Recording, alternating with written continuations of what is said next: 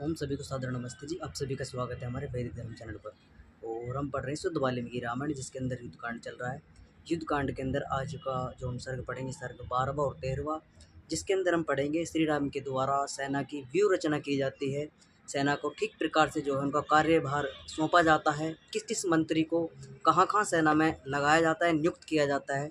उस पूरे के पूरे प्रकरण को हम पढ़ेंगे। और हम पढ़ेंगे 13वें सर्ग के अंदर रावण के द्वारा दो गुप्तचरों को भेजा जाता है, जिनका नाम सुख और सारण है।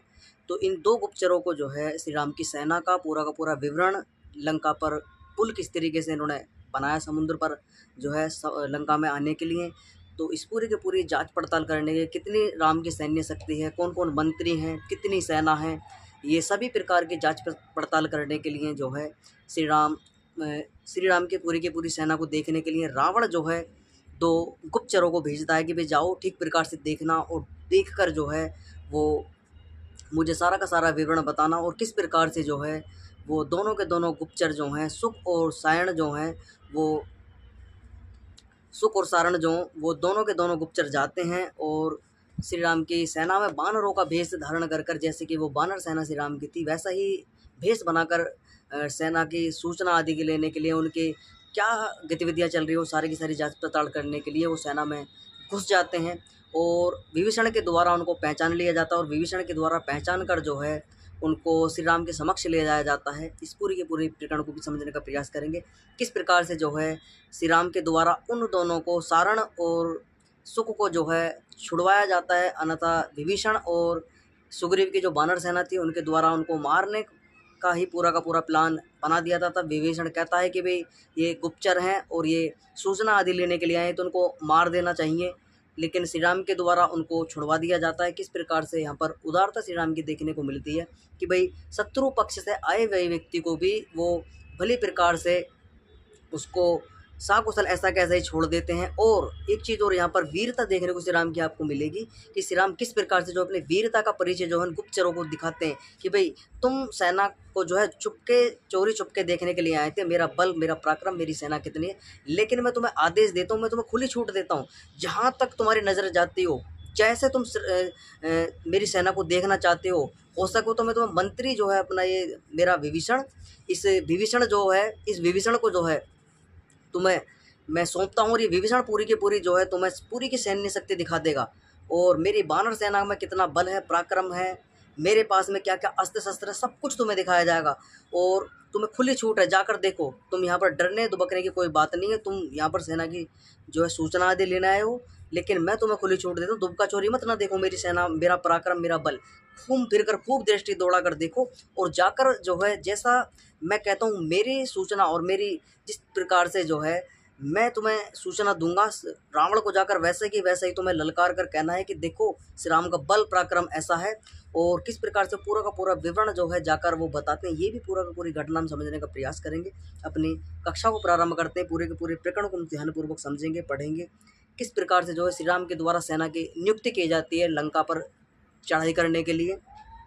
तो यहाँ पर लिखा, पूर्वकालिक लक्षणों को जानने वाले राम ने पूर्वकालिक लक्षणों को देखकर युद्ध शास्त्र के अनुसार ही समय में व्यूह रचना, यानी युद्ध शास्त्र को जान, श्री राम जो थे युद्ध शास्त्र को जानकार थे, यानी कि जो युद्ध धनुर्वेद है उसको ठीक प्रकार से वो जानने वाले थे, यानी कि युद्ध शास्त्र को जानने वाले प्रभु श्री राम ने समय के अनुरूप ही सेना की व्यूह रचना कर दी। राम ने व्यूह रचनार्थ वानर सेना को आज्ञा दी। वीर्यवान दुर्जय अंगद सेना में से अपनी सेना को साथ लेकर नील के साथ वक्ष स्थल में रहें। अब यहाँ पर अंगद की नियुक्ति कर दी गई। अब ऋषभ एक मंत्री है उनका, उस ऋषभ के मंत्री की जो है नियुक्ति की जाती है। ऋषभ नामक बानर सेनापति विशाल बानर सेना को साथ लेकर अंगद की बानर सेना के दक्षिण पार्श्व की ओर रहे। अब यहाँ पर एक और गंधहस्ती की तरह द्रव्य वेगशाली गंधमान सेनापति, तो यहाँ पर गंधमान सेनापति भी है, अंगद की सेना के वाम मार्ग में अधिष्ठित होकर उधर रहे। मैं सावधान होकर लक्ष्मण के साथ अब अग्र मार्ग में रहूंगा। जाम्बन, सुसेन और वेगदर्शी ये तीनों अपनी बानर सेना को लेकर वीर बानरों की महावीर सेना को लेकर मध्य भाग की रक्षा करें और वानराज सुग्रीव वानर सेना के पिछले भाग में रहते हुए रक्षा करें, जैसे कि तेजस्वी वरुण राजा अपने भूलोक की पश्चिम भाग में रहते हुए रक्षा करते हैं। तब प्रमुख सेनापति ने सुरक्षित सुमुक्ति महाभाऊ बाली वह सेना ऐसे शोभ्यमान होने लगी जैसे कि मेघमंडल से युक्त आकाश में शोभ्यमान हुआ करता है। इस व्यूह रचना के बाद श्री राम ने सबको जो है पूरा का पूरा आदेश दे दिया, सबको ठहरा दिया जाता है श्री राम के द्वारा कहाँ कहाँ पर जो है किसकी नियुक्ति की गई। ये पूरा का पूरा प्रकरण जो है हमने ध्यानपूर्वक पढ़ा और किस प्रकार से जो है यहाँ पर जो एक दूत भेजा जाता है सुक, एक सुक यहाँ पर देखने को मिलेगा जिसको दोबारा गुप्तचर बनाकर भेजा जाता है, लेकिन एक सुक यहाँ पर पहले जो दूत बनाकर भेजा गया था रावण के द्वारा उसको यहाँ पर पकड़ कर रखा हुआ है और यहाँ पर जो उसको छोड़ा जाता है। यहाँ पर पूरी की पूरी सैन्य व्यवस्था करने के बाद में गुप्तचर जो सारण और सुक को दोबारा भेजा जाता है। जो सारण है वो गुप्तचर है और सुक भी गुप्तचर है, लेकिन ये जो सुक है ये दूसरा व्यक्ति है। पहले वाला सुक जो सुक दूत बनाकर भेजा था उसको तो श्री राम की सेना ने बंदी बनाकर रखा हुआ है। तो उस सुक को पूरी की पूरी सेना व्यवस्था करने के बाद में जो है छोड़ दिया जाता है। अब यहाँ पर श्री राम पूरी की पूरी सैन्य व्यवस्था को कर देते हैं। अब रावण के द्वारा जो है अपने जब उस सुक को छोड़ दिया जाता है, अब पूरी की पूरी घटना जाकर जो है सुक के द्वारा बताई जाती है रावण को, भाई मेरे जो तुमने सूचना देने के लिए मुझे भेजा था मुझे तो बहुत मार मारी है और मुझे बहुत पिटाई जो है बानर। तो वो रावण से जाकर सुक कहता है कि मैंने तो बड़ी मुश्किल से अपनी जान बचाई है, अगर श्री राम मुझे ना छुड़ाते तो वो बानर सेना मेरे को मार देती और तुम्हें किसी प्रकार की सूचना ही ना मिल पाती। तो सुक जाकर जो है पूरा का पूरा वृत्तांत अपनी घटना जो है बताता है कि भाई ऐसे ऐसे श्री राम के द्वारा मुझे छुड़वाया गया और मैं बड़ी मुश्किल से मेरी जान बची है। और जो श्री राम की सेना है वो पुल आदि बनाकर भाई साहब लंका पर तैनात खड़ी है, हथियारों से पूरे के पूरे पूरी की सैन्य व्यवस्था जो श्री राम ने चक चौबंद कर रखी है। चारों माह से लंका को घेर लिया गया है, कहीं भी बचने का कोई रास्ता नहीं दिखाई देता। श्री राम की वानर सेना इतनी बलवान इतनी पराक्रमी है कि वे शत्रुओं को ढेर कर देगी, किसी भी व्यक्ति को जीवित छोड़ने वाले नहीं है, इतनी उग्र सेना है श्री राम की। तो यहाँ पर पूरा का पूरा वृत्तांत जो है सुक के द्वारा रावण को बताया जाता है। अब रावण को तसल्ली नहीं होती दोबारा से जो है कि भाई ये व्यक्ति जो है सुक जो आया है इसने पूरा का पूरा वृत्तांत मुझे बताया, लेकिन मेरे मन को तसल्ली नहीं है। तो वो अपने मन को तसल्ली देने के लिए उसको बताते हो जाता है कि भाई पूरी की पूरी सैन्य शक्ति जो है राम लेकर अपने यहाँ पर लंका पर चढ़ाई कर दी है, लंका पर आकर टिक गए हैं। पूरी की पूरी सेना चारों में लगा दी है, सेनापति बांट दिए, सेना भी बांट दी है। लेकिन यहाँ पर जो है रावण जो है दोबारा यहाँ पर गुप्तचरों को भेजता है दोबारा से, सेना कितनी है, कितना बल उनका, कितना पराक्रम है, कौन कौन सैनिक हैं, कौन मध्य भाग में है, कौन पीछे के भाग में है, कौन अग्र भाग में है, कौन जो है दक्षिण भाग में है, कौन उत्तर भाग में है। तो इस प्रकार से जो है चारों के चारों भाग जो चारों दिशाओं में जो है सेना लगी हुई है, वो कैसी कैसी सेना और कौन उस सेना का नेतृत्व कर रहा है।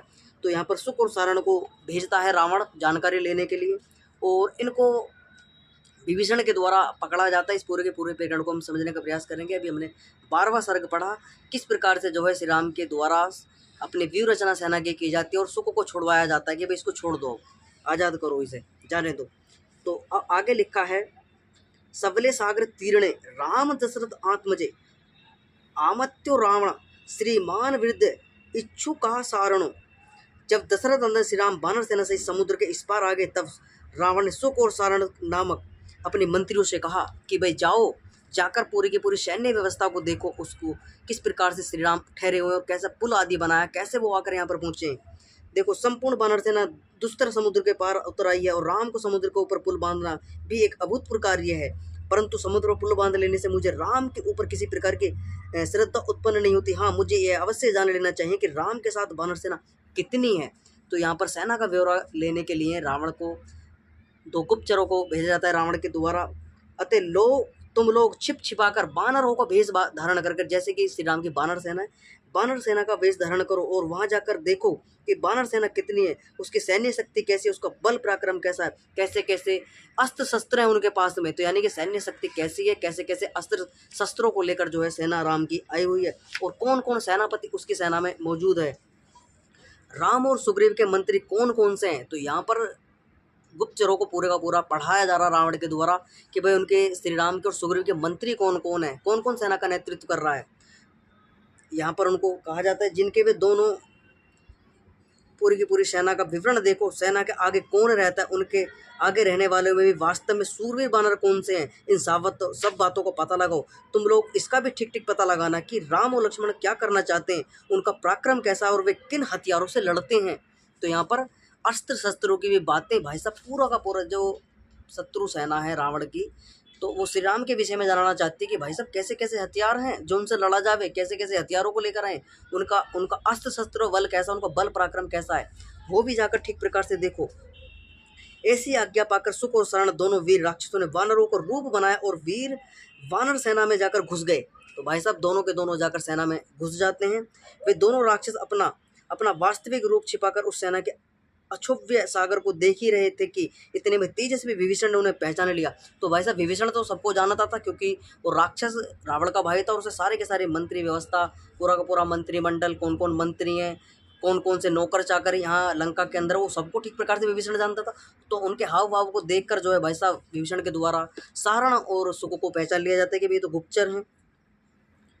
आगे लिखा है विभीषण सुख और सारणों को पकड़कर श्री राम के पास ले गया और कहा ये दोनों राक्षस रावण के मंत्री हैं और गुप्तचर बनकर लंका से यहाँ आए हैं। श्री राम को देखकर वे दोनों बहुत ही भयभीत हुए, यहाँ तक कि वे अपने जीवन से भी निराश हो गए। उन्होंने हाथ जोड़कर डरते डराते श्री राम से कहा, हे स्वामी, हम दोनों रावण के भेजे हुए यहाँ आए हैं। हे रघुनंदन, हम आपकी सैन्य शक्ति के संबंध में जानकारी प्राप्त करने आए थे। तो डर जाते कि भाई अब तो भैया मृत्यु निकट आ चुकी है, मृत्यु संभव है, क्योंकि हम गलत तरीके से जो है यहाँ पर आए हैं, गुप्तचर बनकर आए हैं। और गुप्तचर जो जिस प्रकार से गुप्तचर जाता है, गुप्तचर को तो भाई साहब मारा ही जाता है, गुप्तचर को तो छोड़ा नहीं जाता। अगर शत्रु सेना को पता चला जाए कि भाई वास्तव में गुप्तचर है तो उसको जीवित नहीं छोड़ते कोई भी शत्रु सेना। लेकिन यहाँ पर श्री राम की उदारता देखिए, गुप्तचर हैं, सेना का भेद लेने के लिए आए, श्री राम का भेद, श्री राम के जो वहाँ की सैन्य नीति है उसका भेद लेने के लिए आए। लेकिन श्री राम की उदारता देखिए कि वो उन दोनों व्यक्तियों को छोड़वा देते हैं कि भाई इन्हें छोड़ दो। आगे लिखा है सब प्राणियों के कल्याण में रत रहने वाले दशरथ राम उनकी बात सुनकर मुस्कुराए और बोले, यदि आप लोगों ने हमारी सेना की संख्या जान ली है और हम लोगों के बल, वीर्य, पराक्रम, तेजस, ओज को जान लिया है, जांच पड़ताल कर ली है तथा रावण की आज्ञा अनुसार सब कार्य पूर्ण कर चुके हो, तो तुम प्रसन्नतापूर्वक लौट जाओ। तो यहाँ पर श्री राम के द्वारा उनको मारा पीटा नहीं जाता है, ना उनको अपनी सेना के द्वारा मारने पीटने दिया जाता है। उनसे कहा कि भाई सेना देख ली, पूरा का पूरा पराक्रम, हमारा बल, सैन्य शक्ति सब कुछ देख लिया, तो तुम जाकर जो है शीघ्र अपने जैसे आए थे वैसे ही लौट जाओ अपनी नगरी। यदि कुछ देखना और जानना शेष रह गया हो तो फिर देख सकते हो, अथवा यदि तुम चाहो तो विभीषण तुमको सब कुछ भली बातें दिखा देंगे। तो यहाँ पर उनको आदेश भी दिया जाता है श्री राम के द्वारा कि भैया अगर सेना ठीक प्रकार से नहीं देखी, सैन्य शक्ति की ताकत नहीं पता चली है, तो मैं भाई साहब कहो तो विभीषण को तुम्हारे साथ भेज देता हूँ, विभीषण सब कुछ दिखा देगा, तुमको पूरी सैन्य शक्ति दिखा देगा। यदि भी इस समय तुम बंधन में हो तथापि मैं तुम्हें प्राण दंड नहीं दिया जाएगा, क्योंकि शस्त्र रहित गिरफ्तार किए गए हो, दूतों का वध नहीं किया जाता। तो यहाँ पर श्री राम के द्वारा कहा जाता है कि भैया तुम शस्त्र रहित होकर यहाँ पर आए हो और अब मैं तुम्हें दूत, तुमने बताया कि भाई हम गुप्तचर हैं, लेकिन मैं तुम्हें दूत मान लेता हूँ, लेकिन तुम दूत हो नहीं पर मैं तुम्हें दूत मान लेता हूँ। तुमने अपनी गलती स्वीकार करी कि भाई हम रावण के द्वारा भेजे, पर फिर भी मैं तुम्हें माफ़ करता हूँ, छोड़ता हूँ तुम्हें। हे विभीषण, यदि भी ये भेष बदल कर आए हैं, शत्रु के गुप्तचर हैं और हमारा भेद लेना है, तथापि इन दोनों राक्षसों को छोड़ दो। तो यहाँ पर जो है विभीषण से कहा जाता है कि भाई इन्हें छोड़ दो, नहीं तो विभीषण भाई साहब जो शत्रु का ही भाई था और आगे श्री राम की सेना में मिल गया, श्री राम का मित्रता उनने कर ली। और वही व्यक्ति देखो, उसी व्यक्ति ने श्री राम की किस प्रकार से सहायता कर रहा है विभीषण, कि उसी व्यक्ति ने, विभीषण ने ही उन दोनों को, सारण और सुख को जो है पकड़कर श्री राम को ला कर दिया कि भाई देखो ये भेदिए हैं, ये भेद लेने के लिए, ये गुप्तचर हैं, ये हमारी सैन्य शक्ति को जानना है, ये हमारे कमज़ोर जो भी हमारा बल है, पराक्रम है, या कुछ भी हमारी सैन्य की कमजोरी है, उसको जाकर जो रावण को बता देंगे। तो उनको छोड़ो मत, इनको मार दो। विभीषण के द्वारा ऐसे विनती की जाती है, लेकिन श्री राम मारते नहीं है, प्राणदंड देने के लिए मना कर देते हैं। विभीषण से कहकर राम ने उन गुप्तचरों से कहा, राक्षस चलो लंका में जाकर आप लोग जो रावण हैं, जो कुछ मैं तुमसे कहता हूँ उसे ज्यों का तो कह देना। रावण से यहाँ पर आदेश दिया जाता है, रावण को फटकारा जाता है कि भाई जो गुप्तचर आए हुए उनसे कहा जाता है कि भाई जाकर जैसे जैसे मैं कहता हूँ उसी तीव्र वाणी से जाकर रावण से कह देना कि श्री राम ने ये बात तुमसे बोली है। अब श्री राम के द्वारा उनसे कहा जाता है कि उसने कहा, हे रावण, उससे श्री राम कहते हैं उससे कहना, हे रावण, जिस बल बूते पर तूने मेरी सीता का हरण किया है, जब उस बल को अपनी सेना और भाई बंधुओं सहित मुझे दिखला, तो श्री राम कहते कि भाई मैं तेरे दर पर आकर खड़ा हो गया हूँ, तेरी नगरी में आ गया हूँ। जिस बल पराक्रम के आधार पर तूने मेरी पत्नी सीता का हरण किया था, उन बल पराक्रम को अपने बंधु बांधवों सहित मुझे दिखला। मैं देखना चाहता हूँ तेरे अंदर कितना बल है, तेरे अंदर कितना पराक्रम है, तेरी राक्षस कितने हैं, कितना तू सूरवीर है। मैं तेरी सूरवीरता देखना चाहता हूँ, तेरी नगरी में आकर पड़ा हूँ, मुझे दिखा अपना बल पराक्रम। जिस तरीके से तेने निंदनीय कृत्य किया है, एक अकेली स्त्री को देखकर तेने उसको हरण कर कर अपनी लंका के अंदर लेकर आया, और तेने जो तमाम तेरे का व्यभिचार जो मचा कर रखा हुआ है, तमाम जो स्त्रियों को तो हरण करता है, उनको लाकर उनके साथ में व्यभिचार दुराचार आदि करता है, और तेने ये नीचता की जो हद पर पार की है कि तू सीता को जो है हमारे अनुपस्थिति में वहाँ से हरण कर कर ले आया। अगर तू इतना ही बलवान, इतना ही सूर्यवान था, तो तब हम वहाँ पर थे, तब क्यों तू नहीं आया? तो तू अगर वहाँ पर आता तो जीवित नहीं जाता। तू तेरा साथ में जितनी भी सेना सहित तेरे राक्षस पूरा का पूरा कुटुंब भी आ जाता, वो एक भी व्यक्ति जीवित नहीं जाता। लेकिन जो हुआ वो ठीक है, लेकिन अब हम तेरी नगरी में आ चुके हैं, तेरे घर पर आ चुके हैं। जो तुझसे जितना हो सके उतना तू हम पर बल पराक्रम आजमा के देख ले, अपनी सारी सैन्य शक्ति लगा दे।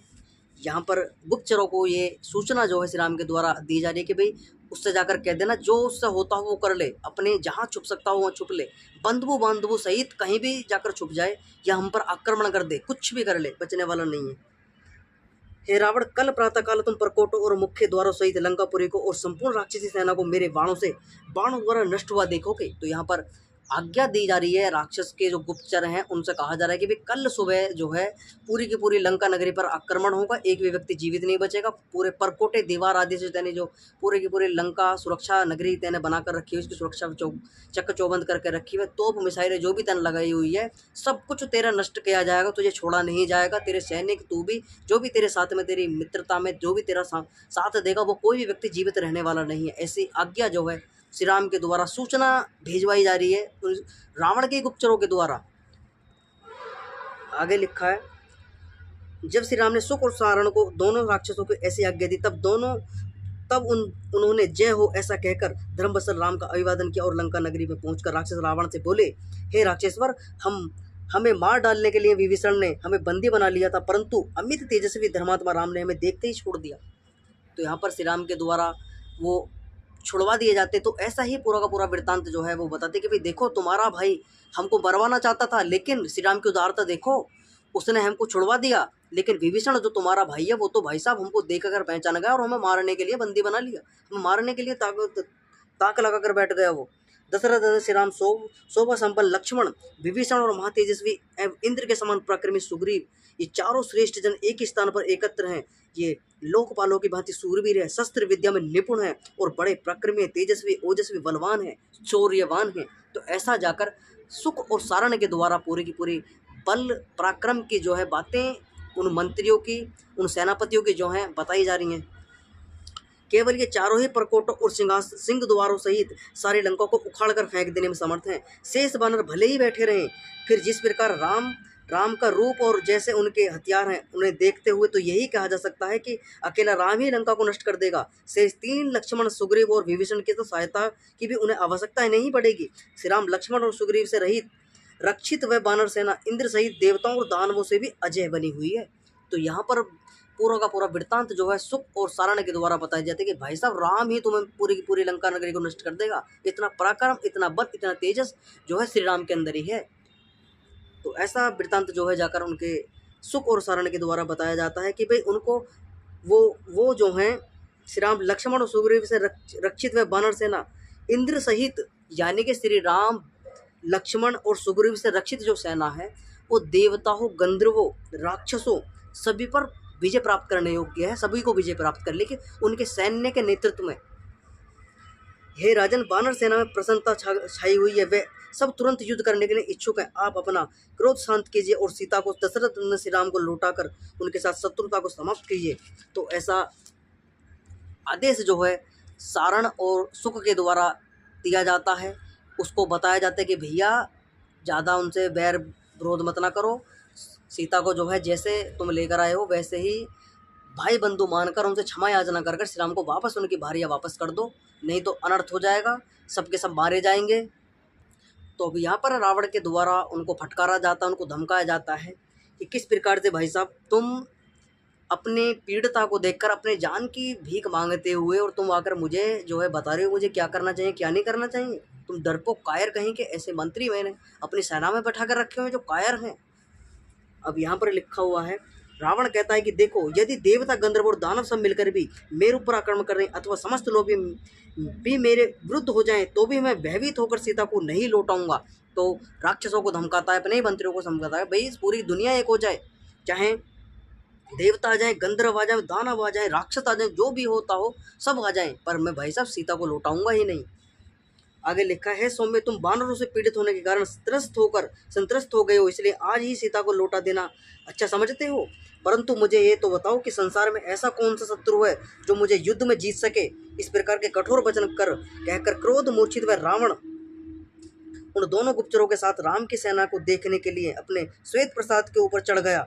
उस राजप्रसाद से समुद्र पर्वत और वनों को देखते हुए रावण ने असंख्य वे सूरवीर वानरों की सेना को देखा। तो यहाँ से जो है रावण अपने महल से बाहर निकलता है और ऊंची जहाँ पर उसका महल बना हुआ था उस पर्वत पर, वहाँ से पूरी की पूरी सैन्य व्यवस्था को देखता है कि कितनी सेना है, कैसा है राम का पराक्रम और कितनी सूरवीर सेना लेकर आया हुआ, कैसे अस्त्र शस्त्र है। सूरवीर वानरों की सेना को देखा, उस सेना के अवलोकन कर रावण ने सारण से पूछा, इन प्रमुख वानरों में कौन सूरवीर है और कौन अत्यंत बलशाली है।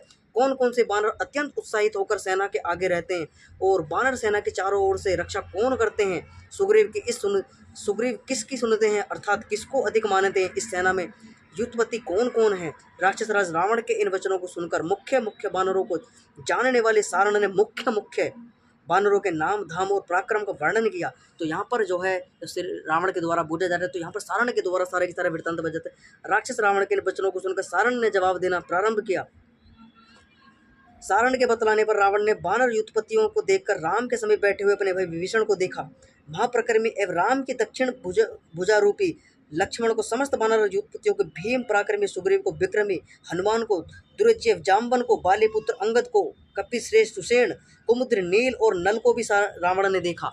अब यहाँ पर कुछ लोग ही समझ रहे हैं कि भाई साहब रावण तो वहाँ पर बैठा हुआ है, इतनी दूर है, लेकिन वो देख कैसा रहे भाई साहब चक्षु बल नाम का यंत्र उस समय पर जिसको दूरबीन बोलते हैं, उसके द्वारा रावण के द्वारा सैन्य शक्ति को राम की देखा जा रहा था। इतनी दूर से आंखों से नहीं देखा जा रहा था, वो अपने जो दूरबीन होती है उस समय पर जो चक्षु बल का यंत्र का नाम यहाँ पर आया है, उससे रावण वहाँ पर सैन्य शक्ति को देख रहा था। कौन कौन व्यक्ति कहाँ पर लगा हुआ है, कौन कौन कहाँ पर नियुक्त है, वो सारण उसको पूरा का पूरा संकेत कर रहा था। ये तुम्हारा भाई यहाँ पर है और यहाँ पर जो है ये सेना है, ये अंगद है, ये राम है और ये जो है हनुमान है, सबका वृत्तांत जो है उसके द्वारा बताया जाता है सारण के द्वारा। आगे लिखा है, सारी सेना और सेना के प्रमुख वीर वानरों को देखकर रावण मन ही मन कुछ उग्रित हुआ और जब सुख और सारण ने अपना कथन समाप्त किया तब रावण ने क्रोध में भरकर उन दोनों की भर्त्सना की। उनको धमकाया जाता है रावण के द्वारा, उनको किस प्रकार से उनके मुंह पर ही उनकी बुराई की जाती है। सुख और सारण विनम्रता पूर्वक सिर झुकाए खड़े थे, परंतु रावण क्रोध में भरकर उन्हें कठोर वचन कहने लगा। शत्रु पक्ष की प्रशंसा करने वाले तुम दोनों को मैं अवश्य प्राण दंड देता, परंतु तुम्हारे पूर्वकृत उपकारों को स्मरण करके मेरा क्रोध शांत हो जाता है। तो कुछ ऐसे अच्छे कार्य सुख और सारण के द्वारा रावण के लिए किए गए थे, जिसके कारण उसका जो प्राण दंड है वो देने का प्राण दंड देने की जो नीति थी उसको त्याग देता है रावण के। मैं तुम्हें छोड़ता हूँ, जो हुआ सो ठीक है, तुम्हारे अच्छे कार्य थे, उसके बदले में तुम्हें जो है तुम्हारा जीवन तुम्हें उपहार स्वरूप तुमको भेंट करता हूँ, वापस देता हूँ, तुम्हारे प्राण अंत नहीं लेता। लेकिन जिस तरीके से तुम शत्रु के यहाँ पर प्रशंसा कर रहे हो, तुम्हें प्राण दंड दे देता मैं। तो यहाँ पर जो है रावण कहता है कि जाओ भाई साहब, भाग जाओ यहाँ से, मेरे आंखों के सामने से यहाँ से हट जाओ, खबरदार फिर कभी मेरे सामने मत आना, मैं तुम्हें मारना नहीं चाहता क्योंकि मुझे तुम्हारे पूर्व उपकारों का स्मरण बना हुआ है। रावण के इस प्रकार धिक्कारने पर वे दोनों बहुत लज्जित हुए और रावण के जय हो ऐसा कहकर प्रणाम कर वहां से चले गए। सुख और सारण के चले जाने पर रावण ने पास बैठे हुए महोदर को आदेश दिया, तुम शीघ्र ही मेरे समक्ष नीति विशारद गुप्तचरों को उपस्थित करो। महोदर ने जो आज्ञा कहकर चारों को तुरंत उपस्थित होने के लिए कहा। अब श्री राम की इस गतिविधि को देखने के लिए रावण के द्वारा और गुप्तचरों को भेजा जाता है कि रावण की आज्ञा पाते गुप्तचर तुरंत वहां जहाँ पहुंचे जहाँ जय हो ऐसा आशीर्वाद दे हाथ जोड़कर खड़े हो गए। राक्षस राज रावण ने उन गुप्तचरों को आदेश दिया कि तुम लोग यहाँ से राम के पास जाओ और पता लगाओ कि राम किस समय क्या करना चाहता है, वो क्या करता है, कब सोता है कैसे कैसे नीतियाँ बनाता है, क्या क्या आदेश देता है, पूरी की पूरी गतिविधियाँ जो राम की जाकर देख कर मुझे बताओ। आगे लिखा राम के जो अतरंग मंत्री हैं और प्रीतिवश उसके साथ आए हैं वे कौन कौन है, उनके कार्यों को भी टोह लगाना, उनके अतिरिक्त अन्य बातों को भी चुपके चुपके पता लगा कर चले आना। वे गुप्तचर जो आज्ञा कहकर प्रसन्न होते हुए राक्षस राज रावण के प्रति दीक्षिणा कर वहां पहुंचे जहां लक्ष्मण सहित राम ठहरे हुए थे। सुबेल पर्वत के निकट पहुंचकर वे अपना वेश बदलकर उन्होंने सुग्रीव और विभीषण सहित राम लक्ष्मण को देखा। तो फिर भाई साहब वेश बदल कर जाते हैं, फिर जो है वहाँ पर ऐसे ही वानरों का भेष बदल कर फिर जो है श्री राम के समक्ष पहुँच जाते हैं। अब फिर विभीषण के द्वारा पकड़ लिए जाते हैं, विभीषण फिर पहचान लेता है। उस वानर सेना को देखकर ये लोग भय से व्याकुल हो गए। इतने में वहाँ उपस्थित धर्मात्मा राक्षसेंद्र विभीषण ने उन राक्षसों को पहचान लिया और उन्हें डांट फटकारा। फिर विभीषण ने उनमें से शार्दूल पकड़वा लिया। शार्दूल नाम का जो एक सेनापति था रावण का, उसको पकड़वा लिया जाता है क्योंकि वह बहुत दुष्ट था। बानर तो उससे मार डाल रहे थे, परंतु राम ने उसे छुड़वा दिया। इसी प्रकार अन्य राक्षसचरों को भी श्री राम की दया से छुड़वा देगा। तो भाई साहब वानर सेना ने पकड़ लिए सारे के सारे और मारने पीटना प्रारंभ कर देते हैं, लेकिन श्री राम की उदारता दया के कारण उनको फिर छुड़वाया जाता है। विभीषण फिर मारने के लिए उनको चढ़ जाता है और उनको फिर छुड़वाया जाता है श्री राम के द्वारा कि भाई छोड़ दो, मारो मत ना, इन्हें जाने दो।